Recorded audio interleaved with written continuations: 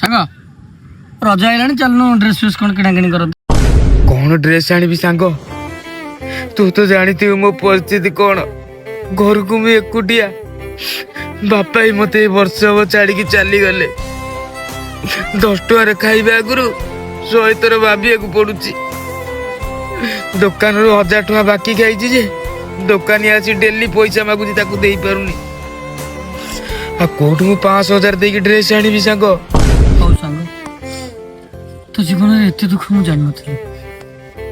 ଭଗବାନଙ୍କ ଉପରୁ ଭରସା ରଖ, ଦେଖିବୁ ସମୟ ଆସିବ ସବୁ ଠିକ୍ ହେଇଛି। ହଁ ବଣ୍ଟି, 2,000 ଟଙ୍କା। ହଉ ମୁଁ ତୋତେ 2,500 ଟଙ୍କା ଫୋନ୍ ପେ କରିଦେଉଛି। ହଉ ହଉ।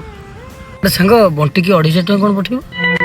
ଆରେ ନାଇଁ ସାଙ୍ଗ, ସେ କଥା କ'ଣ କି, ରଜ 3 ଦିନ କାଉଣ୍ଟର ବନ୍ଦ ରହିବ ତ। ବଣ୍ଟି କାଉଣ୍ଟର ପାଖରେ ଛିଡ଼ା ହେଇଛି। ମୁଁ କହିଲି ତୁ 2,000 ଟଙ୍କା କାହିଁ ନେବୁ, 2,500 ଟଙ୍କା ନେଇଯା, 3 ଦିନ ପାଇଁ ମଦ ନେଇ ଆସିବୁ।